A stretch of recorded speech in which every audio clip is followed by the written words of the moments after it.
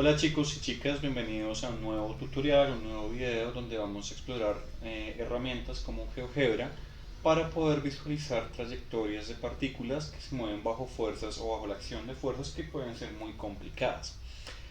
Lo que vamos a hacer en este video no es resolver ecuaciones de movimiento para determinar cuál es la función de posición de las partículas en cuestión, sino simplemente vamos a partir de asumir que conocemos esa ecuación, esa función vectorial que me da cómo es el vector de posición de la partícula como una función del tiempo, y a partir de eso tratar de visualizar cómo se verían vectores como la velocidad, vectores como la aceleración y cómo podemos determinar alguna información geométrica sobre el movimiento de estas partículas y tratar de dilucidar un poquito lo que está pasando con las fuerzas que están actuando sobre las partículas en cuestión. Primero vamos a hacer el caso sencillo donde vamos a emular una trayectoria que es bien conocida en la literatura, que es el movimiento de una partícula en medio de un campo magnético constante. Naturalmente eso no corresponde a un tema de física mecánica, pero es un ejemplo muy interesante que le permite a uno visualizar que ese tipo de trayectorias complicadas, tal vez raras, se ven en la naturaleza con regularidad y en experimentos pues, relativamente sencillos. Entonces, primero vamos a estudiar esa trayectoria, después vamos a añadirle algunos otros ingredientes para ver qué resultados obtenemos, qué podríamos dilucidar sobre la naturaleza del movimiento de estas partículas y qué podemos hacer con GeoGebra para estudiar cómo se verían estas trayectorias, cómo se verían vectores como la velocidad, como la aceleración y las relaciones geométricas que aparecen entre las componentes de estos vectores cuando evolucionan en el tiempo. Entonces vamos a partir en nuestro video de hoy con estos ejemplos. Vamos primero a ilustrar un ejemplo muy sencillo. Vamos a poner acá en la pantalla una referencia donde tenemos una ilustración de lo que pasa cuando una partícula cargada, es decir, una partícula que tiene una carga eléctrica, se mueve en la presencia de un campo magnético uniforme. Estas crucecitas están representando un campo magnético que está entrando hacia la pantalla, hacia nuestra pantallita, y estas flechas verdes están representando cómo se vería la velocidad de la partícula en todo instante de tiempo, y lo que estamos viendo acá, este vector rojo, representa cómo se vería la fuerza que está haciendo el campo magnético sobre la partícula. Esto sería simplemente si la partícula pues entra a moverse dentro de este campo magnético con una velocidad que va a lo largo del plano de movimiento, a lo largo del plano XY.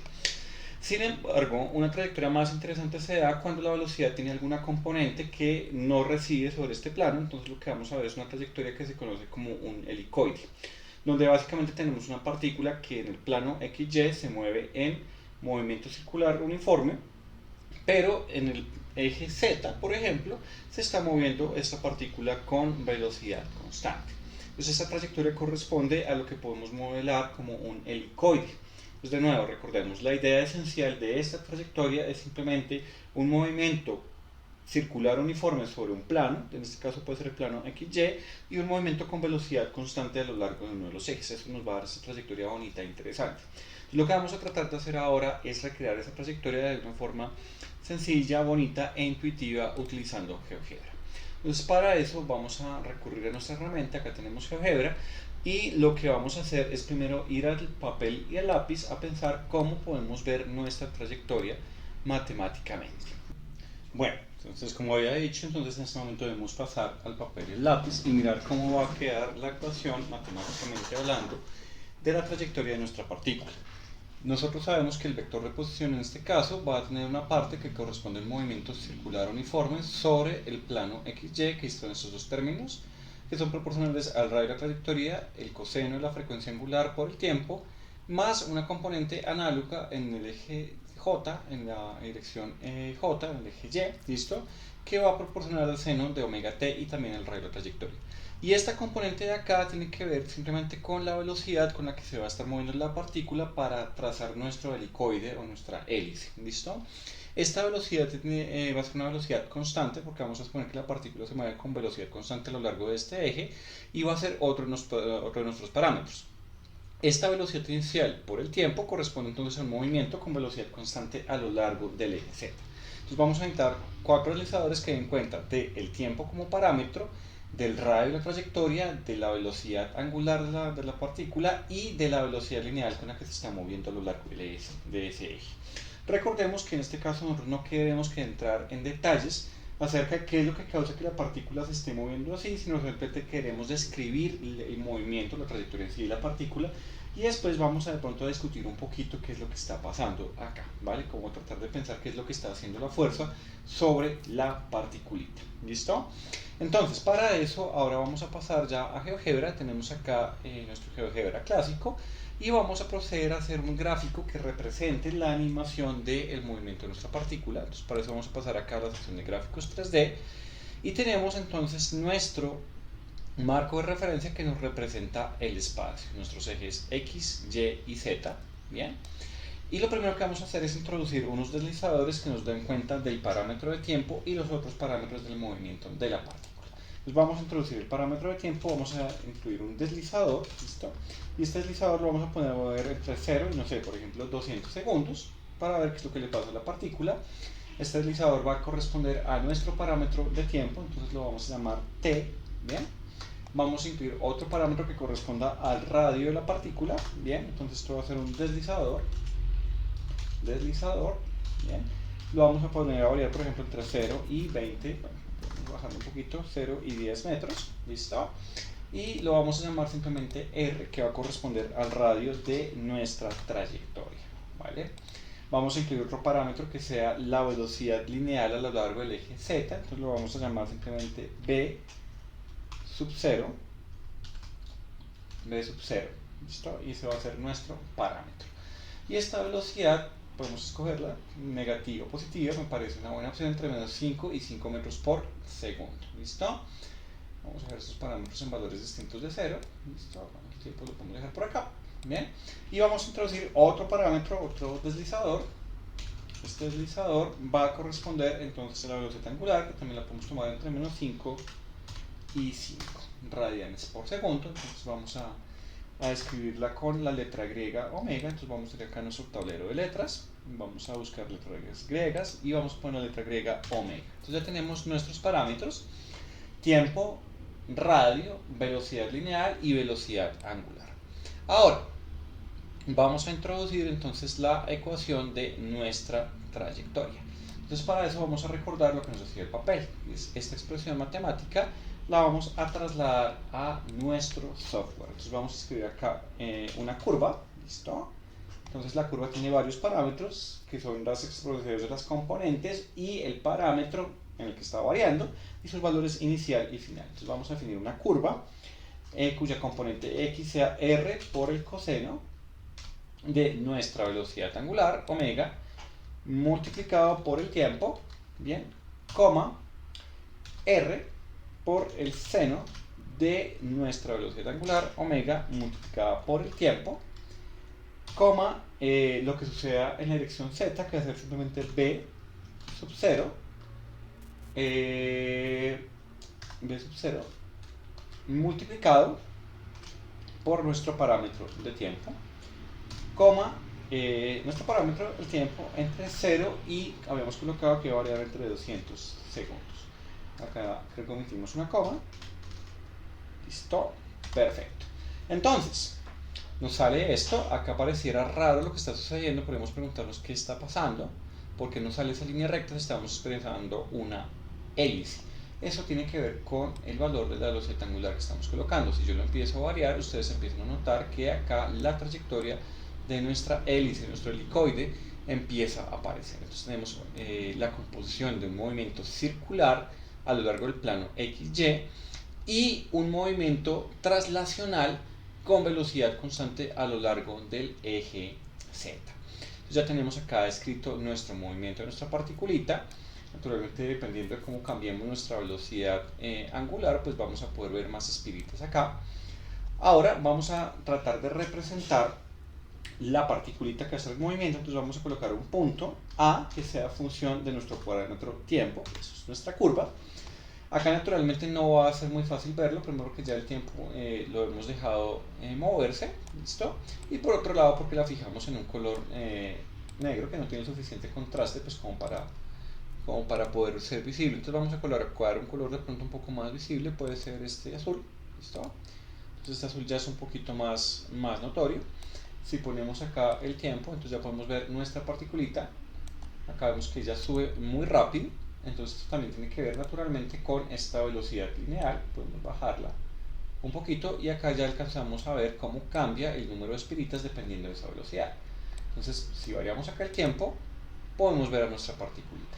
Para que la podamos ver más chévere, vamos simplemente a disminuir un poquito la velocidad de reproducción y bajar el parámetro de tiempo para poder seguir la partícula pues con más claridad qué es lo que está haciendo. Entonces, como podemos ver, si lo vemos desde arriba, la partícula simplemente describe un movimiento circular uniforme, pero como tiene además ese movimiento en z con velocidad constante, está describiendo esa trayectoria. Para hacer esto un poquito más amable a la vista, vamos a cambiarle el color a nuestra curva. Vamos a ir acá, le vamos a cambiar el color, vamos a ponerle de pronto este color rojo para aumentar el contraste y vamos a devolver a nuestra particulita. Entonces acá tenemos a la partícula moviéndose en el tiempo. Listo. De pronto este color azul no es tan notorio, entonces vamos a poner un color de pronto que se vea más, este verde. Eso, perfecto. ¿Listo? Bueno, excelente. Ya tenemos graficado el movimiento de la partícula, ya la tenemos representada gráficamente, ya podemos ver lo que está haciendo la partícula.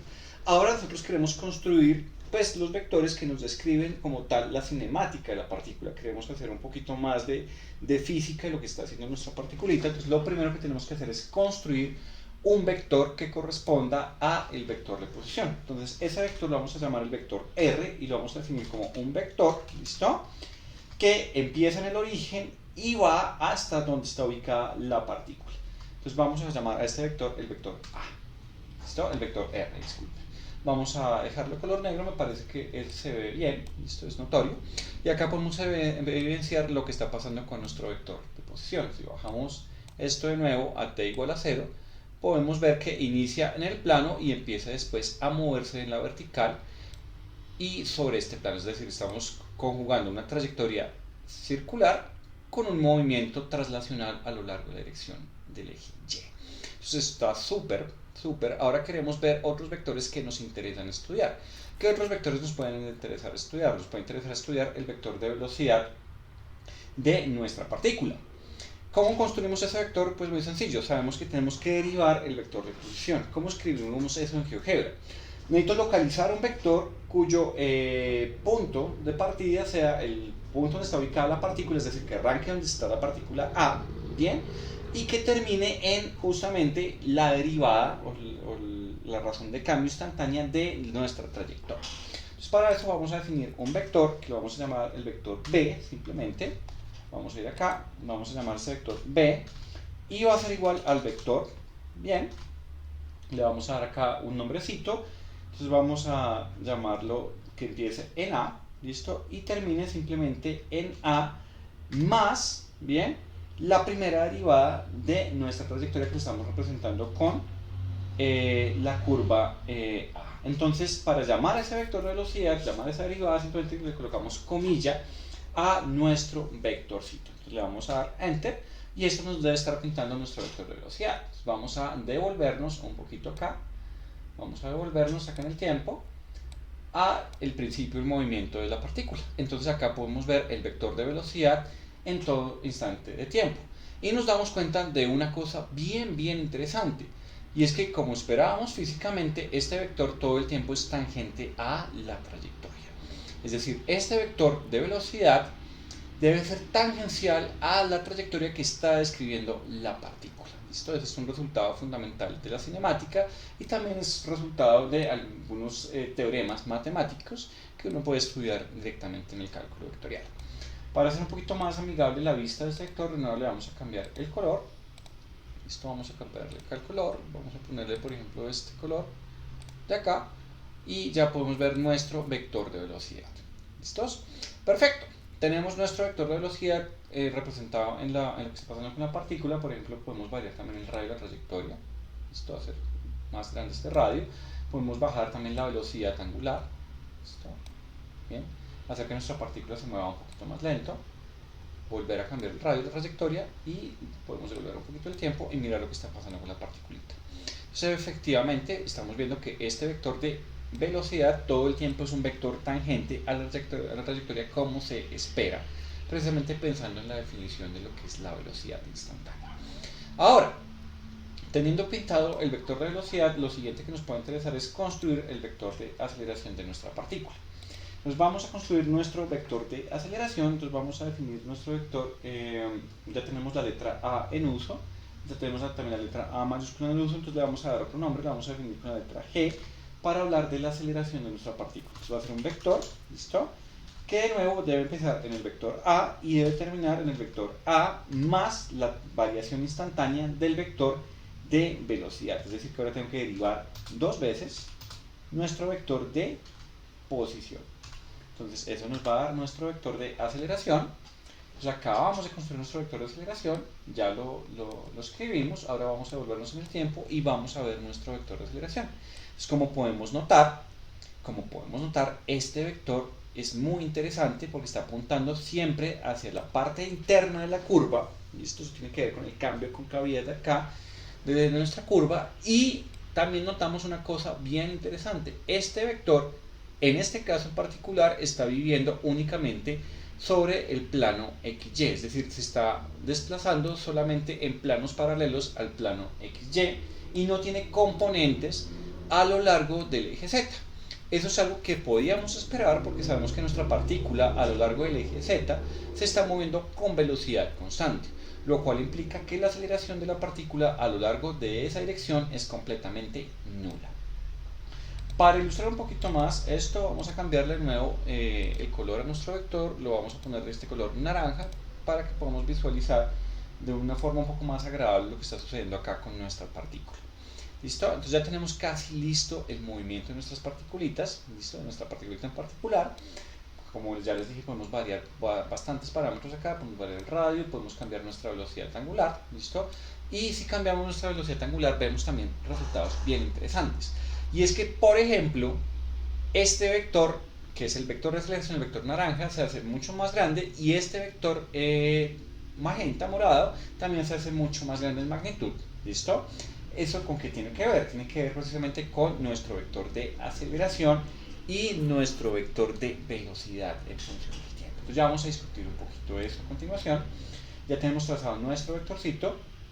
Ahora vamos a pasar a pensar quién es nuestro vector de velocidad. Entonces volvamos acá un poquito a la matemática. Nuestro vector de velocidad va a ser la derivada del vector de posición con respecto al tiempo. Y eso implica que tenemos que derivar este vectorcito que está acá. Este vector es muy sencillo de derivar porque estas componentes de acá son funciones que conocemos muy bien, funciones trigonométricas, y estamos asumiendo el radio de trayectoria como una constante. Y por el otro lado, esta función de acá es una función lineal. Entonces, ¿cuál es el siguiente paso? Nosotros sabemos que los vectores de base cartesianos, los vectores I, J y K, este vector y este vector, son vectores locales, es decir, que no están evolucionando o cambiando en el tiempo. En ese orden de ideas, entonces esta derivada es muy sencilla. Al derivar esos términos nos quedaría la derivada del coseno, que es menos el seno, r por el seno de omega t, pero está también la derivada interna de este factor, entonces debemos incluir la velocidad angular en nuestro resultado. Eso quiere decir que nos va a dar r por omega por el seno de omega t en la dirección y.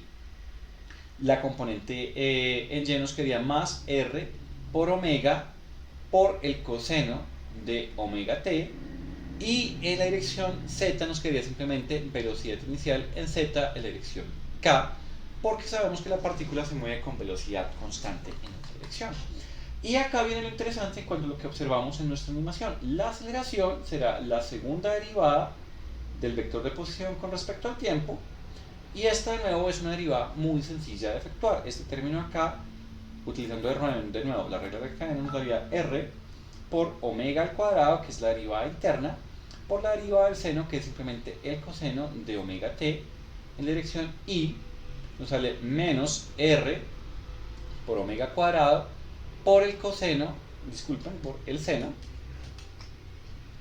de omega por t en la dirección j, y claramente la derivada de esta constante nos da 0, entonces es decir que la aceleración vive únicamente sobre este plano de movimiento. ¿Listo? Entonces lo que observamos es que la aceleración, el vector de aceleración solamente tiene componentes a lo largo de x y y. ¿Bien?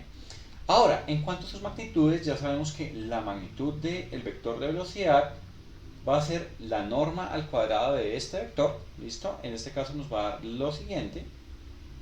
Nos va a dar r cuadrado omega al cuadrado por seno cuadrado de omega t más r cuadrado omega cuadrado coseno cuadrado de omega t más la velocidad inicial por z por el tiempo.